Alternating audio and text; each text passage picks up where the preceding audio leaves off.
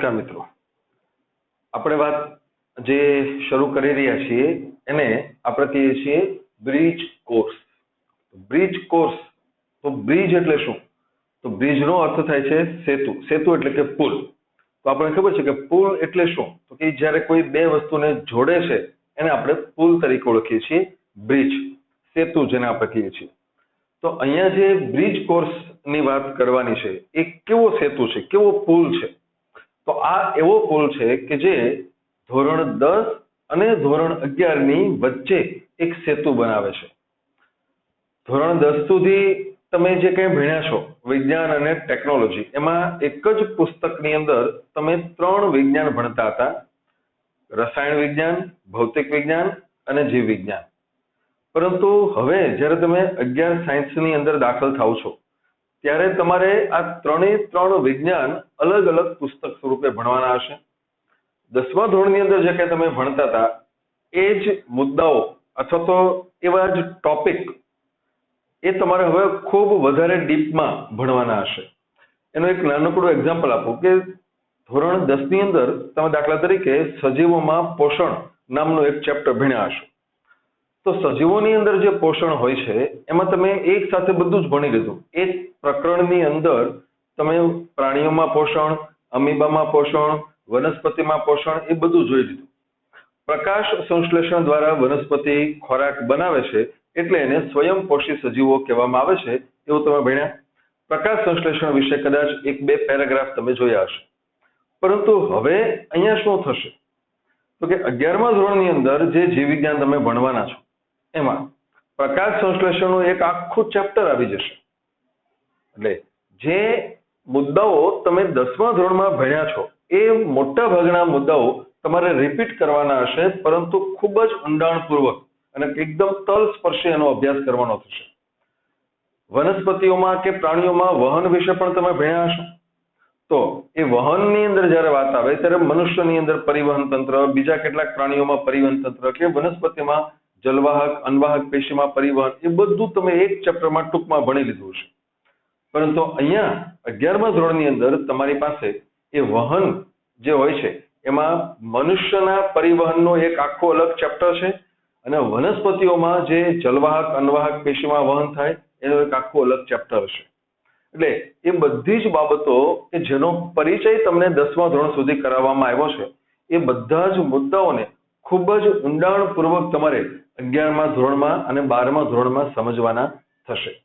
તો આ બધું જે છે એની વચ્ચે થોડી લિંક આપણે બાંધવાની છે કે કેવી રીતે 10મા ધોરણ પછી 11મા ધોરણમાં તમે આવો ત્યારે વચ્ચેથી થોડોક તમને પરિચય મળે, એ બેનું કનેક્શન થાય, એવા હેતુથી આપણે આ બ્રિજ કોર્સ કરતા હોઈએ છીએ.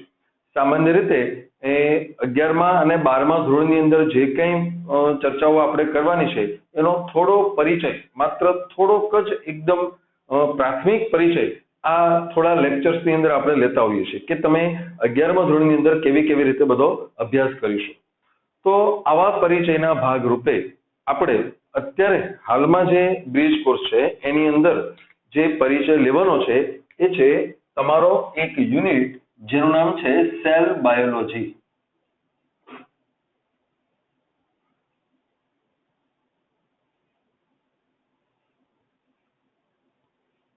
સેલ બાયોલોજી જેને આપણે કોષ વિજ્ઞાન તરીકે ઓળખીએ છીએ.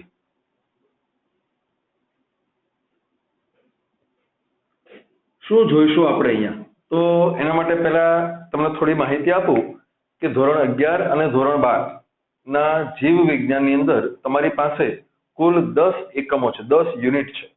5 યુનિટ 11મામાં છે અને 5 યુનિટ 12મામાં છે.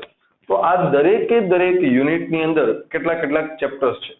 ટોટલ 11મા ધોરણની અંદર 22 ચેપ્ટર અને 12મા ધોરણની અંદર 16 ચેપ્ટર, એટલે કુલ 38 ચેપ્ટરનો આ 2 વર્ષનો કોર્સ છે.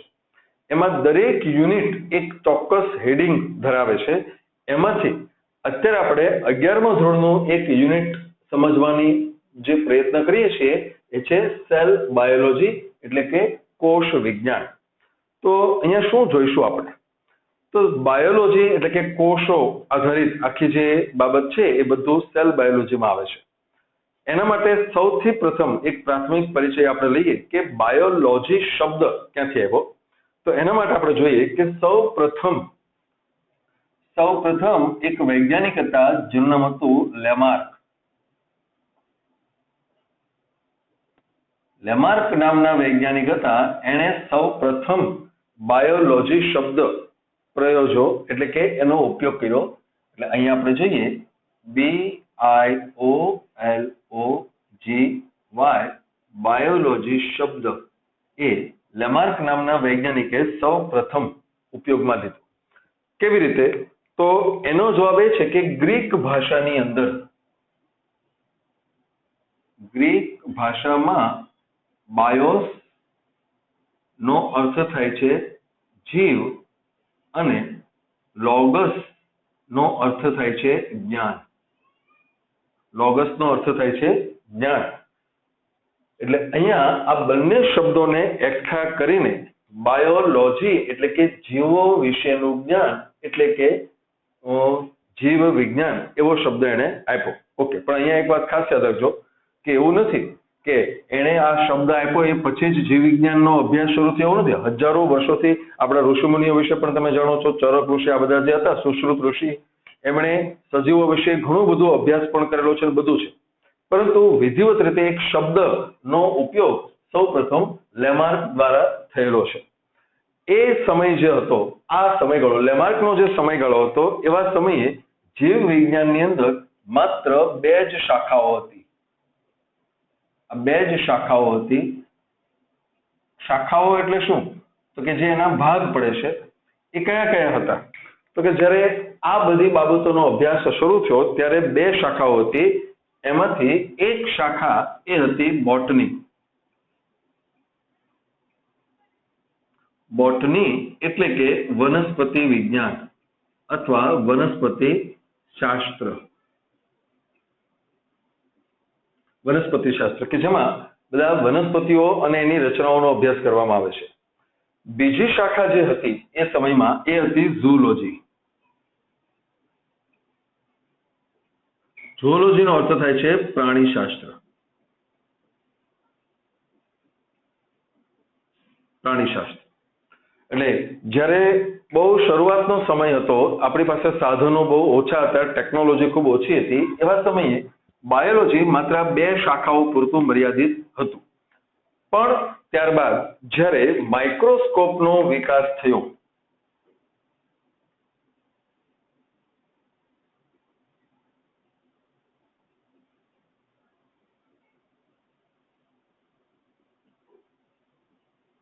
તમને ખ્યાલ હોવો જોઈએ કે માઇક્રોસ્કોપ એટલે એકદમ નાની નાની વસ્તુઓને ખૂબ જ મોટી કરીને જોવા માટે વપરાતું સાધન, જેને આપણે સૂક્ષ્મદર્શક યંત્ર કહીએ છીએ. માઇક્રોસ્કોપનો વિકાસ થયો એ પછી એક ત્રીજી નવી શાખા આપણી સામે આવી, જેને આપણે માઇક્રોબાયોલોજી તરીકે ઓળખીએ છીએ. જેને આપણે સૂક્ષ્મ જીવ શાસ્ત્ર એવું નામ આપી શકીએ. સૂક્ષ્મ જીવ એટલે શું? તો કે એકદમ એવા સજીવો કે જે નરી આંખે ન જોઈ શકાય એવા સજીવોનો અભ્યાસ આ માઇક્રોબાયોલોજીમાં કરવામાં આવે છે. તો આ જે છે એ સામાન્ય પરિચય. ખાસ યાદ રાખજો કે આ જે 3 નામ અહીંયા લખ્યા છે, બોટની, ઝૂઓલોજી અને માઇક્રોબાયોલોજી, એ એકદમ પ્રાથમિક 3 બાબતો થઈ. એની અંદર ઊંડા ઉતરીએ તો કેટલી બધી શાખાઓ છે. જેમ કે દેહધર્મ વિદ્યા છે, બાહ્યાકાર વિદ્યા છે, જનીન વિદ્યા છે, પર્યાવરણ વિદ્યા છે.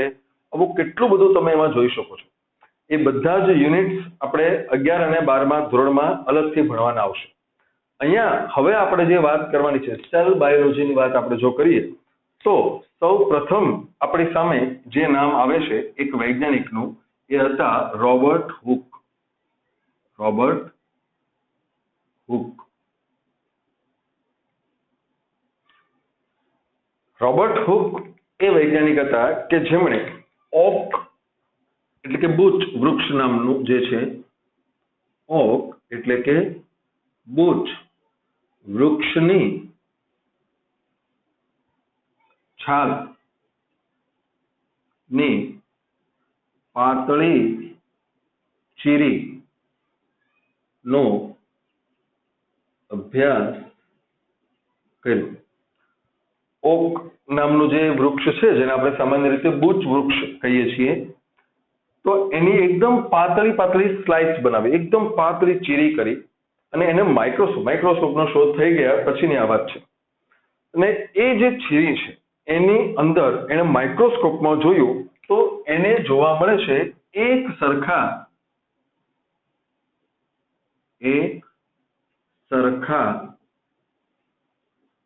ખાનાઓ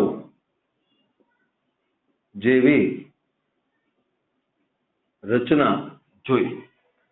આવા એક સરખા ખાનાઓને એને મધપૂડાના જે પેલા મધપૂડો હોય છે એમાં જે નાના નાના ખાના હોય છે એની સાથે સરખાવ્યું. એને જોયું કે માઇક્રોસ્કોપની અંદર જોવાથી આ બધા જે ખાનાઓ છે એ આવા લાગે છે.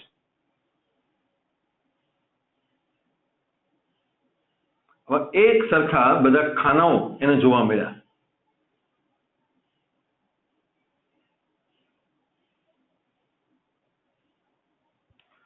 તો આવા સમયે ખાસ યાદ રાખજો કે આ મધપૂડાના ખાના જેવી જે રચનાઓ જોઈ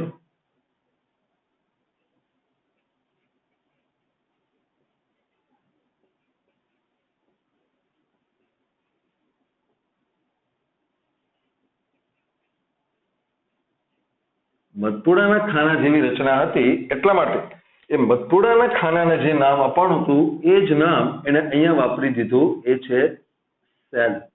એટલે સૌ પ્રથમ સેલ શબ્દ એટલે કે કોષ શબ્દ એ અહીંયા રોબર્ટ હુક દ્વારા આ ખાનાઓ માટે વાપરવામાં આવ્યો કે જેને અત્યારે આપણે કોષ તરીકે ઓળખીએ છીએ.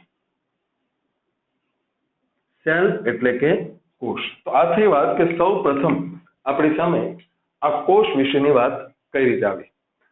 ત્યારબાદ જો આપણે જોઈએ તો પછી બીજા વૈજ્ઞાનિકો જ્યારે અભ્યાસ કરતા હતા એ સમયમાં રોબર્ટ બ્રાઉન નામના વૈજ્ઞાનિક હતા. રોબર્ટ બ્રાઉન હતા. એમણે જો અહીંયા ખાસ યાદ રાખજો કે આ બૂચ એટલે કે વૃક્ષની જે છાલ છે એક તો નિર્જીવ હોય છે એકદમ, એટલે એની અંદર એને માત્ર આવા ખાનાઓ જોવા મળ્યા. પરંતુ રોબર્ટ બ્રાઉન જે હતા એણે જીવંત કોષોનો અભ્યાસ કર્યો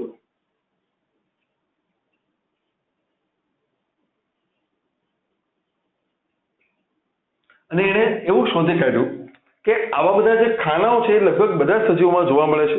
અને એટલું જ નહીં પણ એ બધા ખાનાઓ જેવી જે રચના હોય છે એની અંદર એના કેન્દ્ર ભાગમાં એકદમ ઘટ્ટ દ્રવ્ય જોવા મળે છે. એકદમ એવો ભાગ કે જે બાકીના બધા ભાગ કરતા વધુ ઘનતા ધરાવે છે.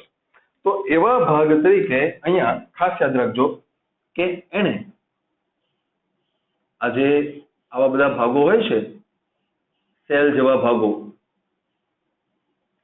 એની અંદર સૌ પ્રથમ વખત એણે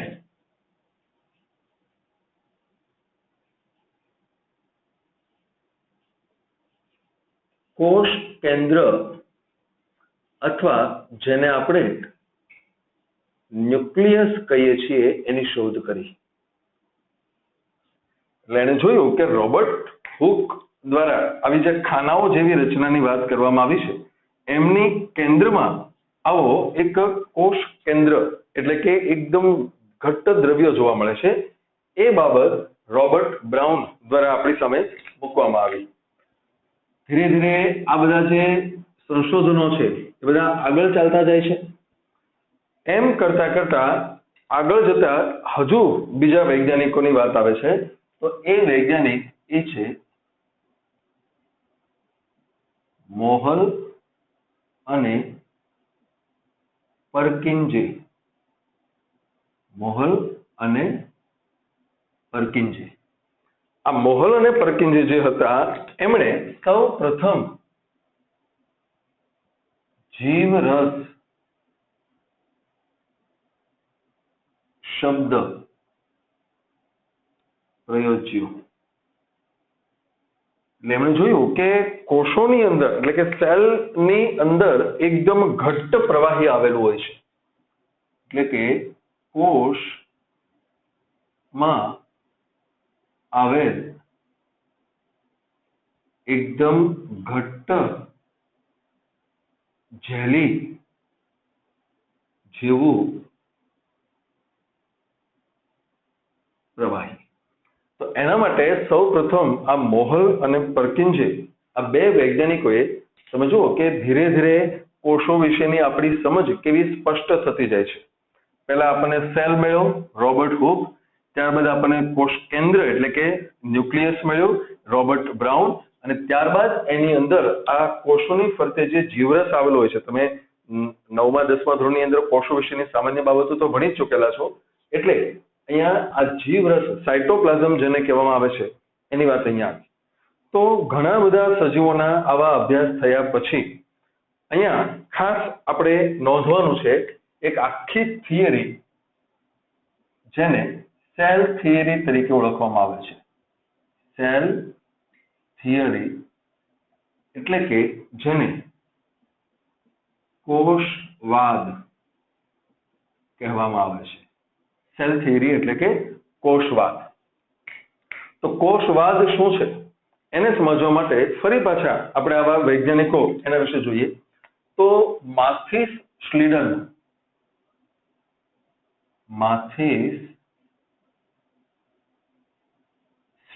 આ એક વૈજ્ઞાનિક હતા, અને બીજા વૈજ્ઞાનિક હતા અને થિયોડોર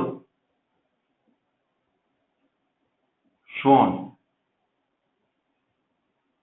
આ બે વૈજ્ઞાનિકો જે હતા માથિસ સ્લીડન અને થિયોડોર શ્વોન, એમણે આખી ઘણા બધા સજીવો એટલે કે એમાં વનસ્પતિ અને પ્રાણીઓ, એકચ્યુઅલી તમે જુઓ તો માથિસ સ્લીડન જે હતા એ વનસ્પતિ શાસ્ત્રી હતા. અહીંયા લખીએ આપણે આગળ કે માથિસ સ્લીડન જે પોતે હતા એ વનસ્પતિ શાસ્ત્રી હતા, અને થિયોડોર શ્વોન એ પોતે પ્રાણી શાસ્ત્રી હતા.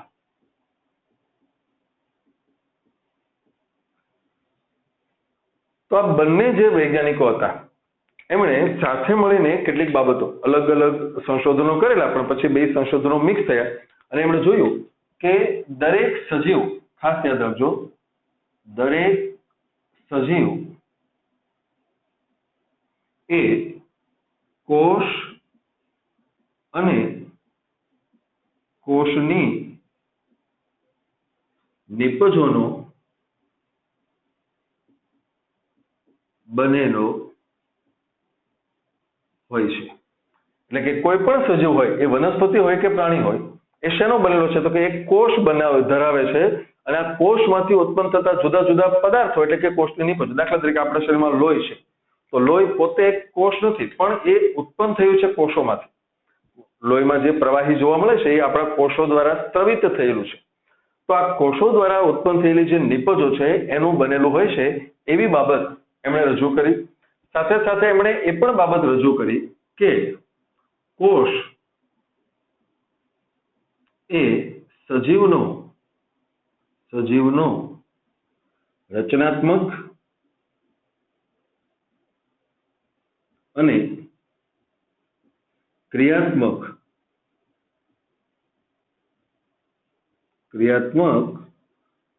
એકમ છે.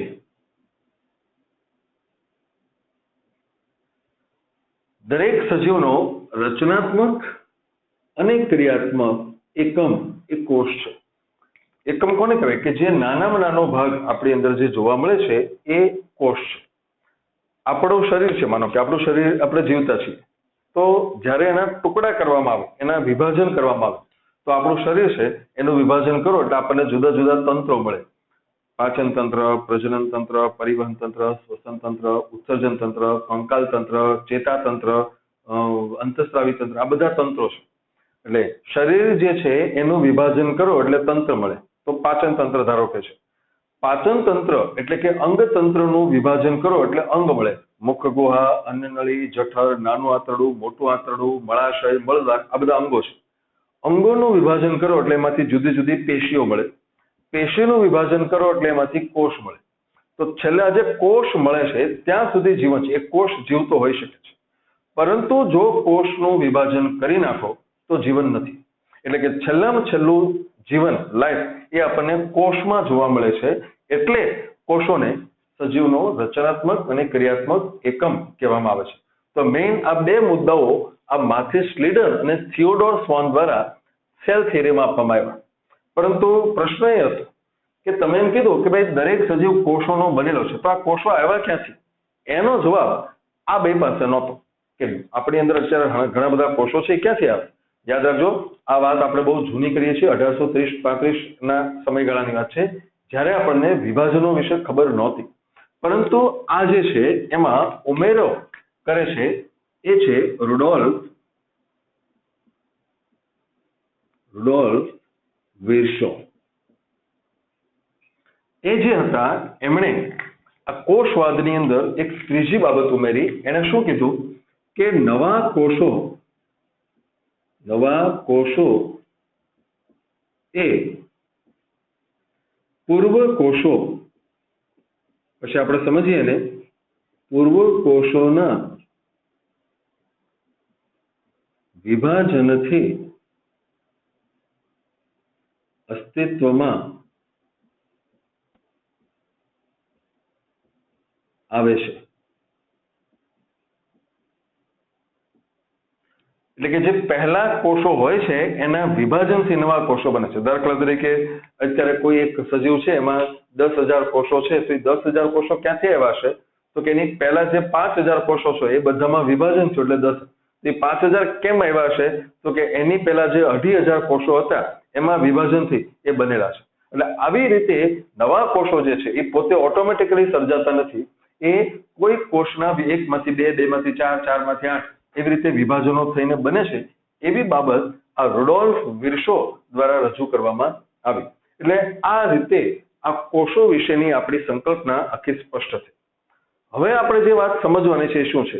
તો કે કોષો અને એ બધું જાણ્યા પછી વૈજ્ઞાનિકોએ જ્યારે અભ્યાસ કર્યો ત્યારે ખબર પડી કે દુનિયામાં જેટલા પણ સજીવો છે, જેટલા પણ પ્રાણીઓ, વનસ્પતિ કે સૂક્ષ્મજીવો છે, એ બધાની અંદર જે કોષો જોવા મળે છે બધા એક સરખા નથી. એમાં ઘણો બધો ડિફરન્સ છે. તો આ ડિફરન્સ કેવો છે એને આધારે અહીંયા આપણે ખાસ એક મુદ્દો સમજીએ, તો એ છે આદિ કોષ કેન્દ્રી કોષ. આદિ કોષ કેન્દ્રી કોષ નામ પણ સમજવા જેવું છે. અને બીજો શબ્દ આપણે લખીએ છીએ સુકોષ કેન્દ્રી કોષ. આદિ કોષ કેન્દ્રી કોષ અને સુકોષ કેન્દ્રી કોષ. આદિ કોષ કેન્દ્રી કોષ અને સુકોષ કેન્દ્રી કોષ. પહેલા હું તમને નામ સમજાવી દઉં એનો, પછી આપણે એનું ડિસ્કશન કરીએ. ઓકે, કોષ તો છે જ, યાદ રાખજો, કોષની જ વાત કરીએ છીએ. પણ કેવો કોષ? કે જેનું કોષ કેન્દ્ર આદિ એટલે કે જૂનું એટલે કે અલ્પ વિકસિત છે. યાદ રાખજો, અલ્પ વિકસિત કોષ કેન્દ્ર ધરાવતો કોષ એટલે છે આદિ કોષ કેન્દ્રી કોષ. ઇંગ્લિશમાં આપણે એને પ્રોકેરિયોટિક સેલ કહીએ છીએ. અહીંયા તમે જુઓ, સુકોષ કેન્દ્રી કોષ, કોષની જ વાત છે, વાત કોષની છે. પણ કેવો કોષ? તો કે જેનું કોષ કેન્દ્ર એટલે કે સારું એટલે કે સ્પષ્ટ વિકસિત છે. તો આ બે પ્રકારના કોષો હાલમાં સજીવોમાં આપણે ઓળખી કાઢ્યા છે. એ ઉપરાંત બીજા એક બે પ્રકારો છે, પણ આપણે એના ઉપર બહુ ચર્ચા કરતા નથી. એકેરિયોટિક એટલે કે કોષ કેન્દ્ર વિહીન પણ હોય છે, અથવા તો મિઝોકેરિયોટિક એટલે કે મધ્ય કોષ કેન્દ્રી પણ હોય છે. પણ આપણે આ બે ઉપર વધારે ડિસ્કશન કરવાનું છે. તો અહીંયા આપણે જોઈએ કે આદિ કોષ કેન્દ્રી કોષ કોને કહેવાય? તો યાદ રાખજો કે એના નામની અંદર જે શબ્દ વાપરવામાં આવ્યો છે કોષ કેન્દ્ર, તો વિભાજન પણ એના આધારે છે. કે આ જે ડિવિઝન પાડવામાં આવ્યા છે કોષ, ઘણી બધી રીતે એના પ્રકારો તમે પાડી શકો, પણ આ જે પ્રકારો છે એના કોષ કેન્દ્રના આધારે પાડવામાં આવ્યા છે. કેવી રીતે? તો અહીંયા આપણે જોશું કે અલ્પ વિકસિત કોષ કેન્દ્ર ધરાવે છે, જ્યારે અહીંયા સુવિકસિત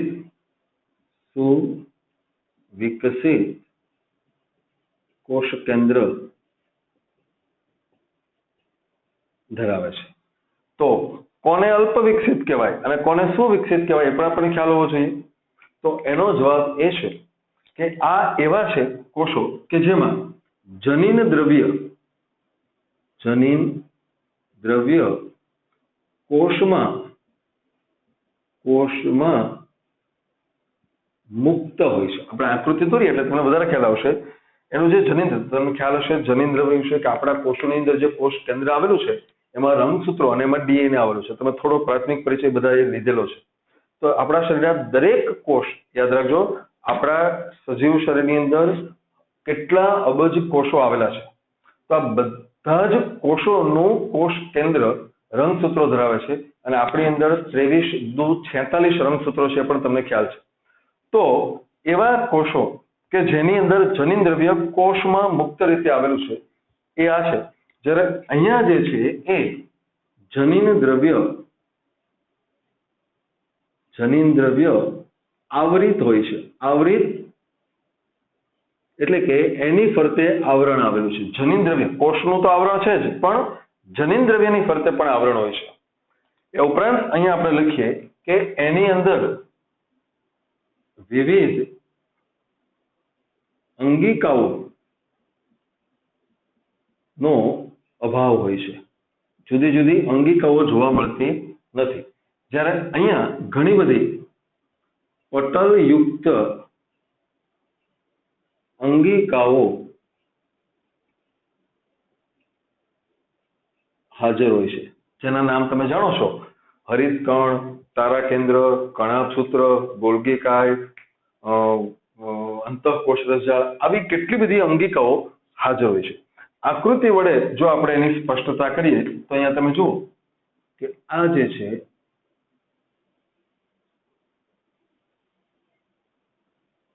અહીંયા બતાવીએ અને અહીંયા પણ બતાવીએ.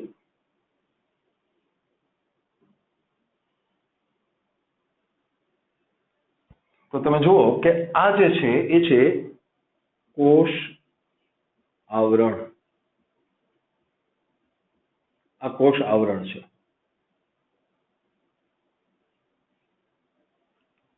તો આ કોષ આવરણ છે કે જે કોષની બહાર આવેલું હોય છે. તમને ખ્યાલ છે કે વનસ્પતિ કોષ હશે તો ત્યાં કોષ દિવાલ અને કોષરસ પટલ હશે.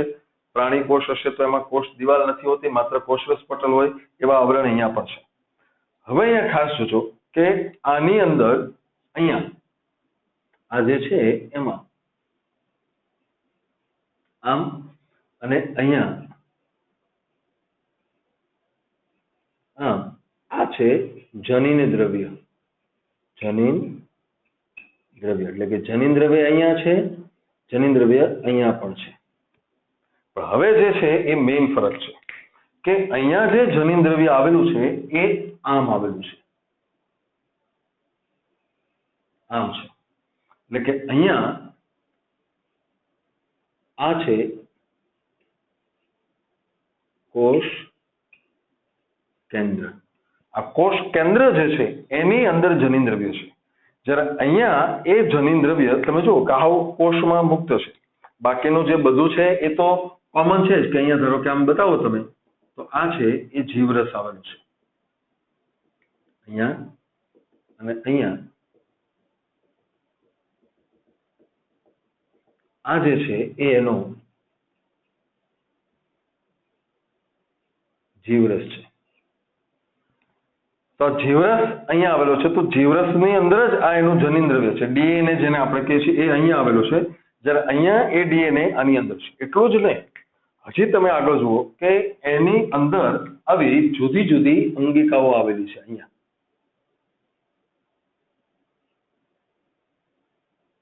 આ બધી અંગિકાઓ છે. અંતઃકોષ રસજાળ. તો આવી જુદી જુદી અંગિકાઓ પણ હાજર છે. રિબોઝોમ્સ, તારાકેન્દ્ર, એવી બધી. જ્યારે આ કોષોની અંદર એવી અંગિકાઓ ખાસ જોવા મળતી નથી. કેટલીક હોય છે મેસોઝોમ જેવી રચનાઓ, પણ જ્યારે આપણે 11મા ધોરણની અંદર વિધિવત આખું આ ચેપ્ટર જોશું ત્યારે એમાં ફરી પાછું આમાંથી ઘણું બધું રિપીટ થશે. તો એવા સમયે આપણે એનો વધારે ડિટેલમાં અભ્યાસ કરીશું. પણ અત્યારે આપણે જોઈએ કે કોષોની જે બેઝિક રચના છે એના આધારે આપણને જોવા મળે છે કે આ કોષો જે હોય છે એ બે પ્રકારના જોવા મળે છે. એક એવા કોષો છે કે જેની અંદર આ એકદમ પ્રાથમિક પ્રકારનું કોષ કેન્દ્ર જોવા મળે છે કે જેમાં આવરણ નથી. તમે જો મુક્ત છે. જ્યારે અહીંયા આખો આવરિત કોષ કેન્દ્ર પટલ ધરાવતું કોષ કેન્દ્ર છે એટલે એને કહેવામાં આવે છે સુકોષ કેન્દ્રી કોષ. તો આ જે બેઝિક રચના હોય છે, બેઝિક ડિફરન્સ જે બંનેનો જોવા મળે છે એ આવો છે કે જે બે પ્રકારના અત્યારે તમે જુઓ ને તો ખાસ આપણને જોવા મળે કે બેક્ટેરિયા અને નીલ હરિત લીલ એ આવા પ્રકારના છે. બેક્ટેરિયા અને નીલ હરિત લીલ એ આવા આદિકોષ કેન્દ્રી પ્રકારના કોષો છે. તો બીજી બાજુ વનસ્પતિ કોષો અને પ્રાણી કોષો, વનસ્પતિ કોષ અને પ્રાણી કોષ એ ઉપરાંત ફૂગના કોષો એ બધા આવા પ્રકારના એટલે કે સુકોષ કેન્દ્રી પ્રકારના કોષો છે. અત્યારે બ્રીજ કોર્સ તરીકે આપણે માત્ર ઇન્ટ્રોડક્શન લઈએ છીએ એટલે અહીંયા સુધી જ આપણે જોશું, પરંતુ 11મા ધોરણની અંદર આપણે આ આખા જે આદિકોષ કેન્દ્રી કોષો હોય છે એના વિશેની સંપૂર્ણ માહિતી પણ સમજવાની છે. આ જે સુકોષ કેન્દ્રી કોષો હોય છે એની અંદર જે અલગ અલગ અંગિકાઓ આવેલી છે બધી એ અંગિકાઓ વિશે પણ આપણે બહુ ડિટેલમાં અભ્યાસ કરવાનો છે. પણ એક કોષ અને એને લગતી જે આખી બાબતો છે એનો એક પ્રાથમિક પરિચય આપણને અહીંયા લેવામાં આવ્યો છે. આ આપણો જે બ્રીજ કોર્સ છે એની અંદર આપણે ખાસ આ દરેક ચેપ્ટર જે છે એના વિશે પ્રાથમિક પરિચય દરેકમાં આપણે લેવાનો થશે. તો એમાં આપણે અત્યારે કોષ અને એની રચના વિશેની વાત કરી, બાકીના મુદ્દાઓ જે છે એ આપણે પછીના લેક્ચરમાં જોઈશું.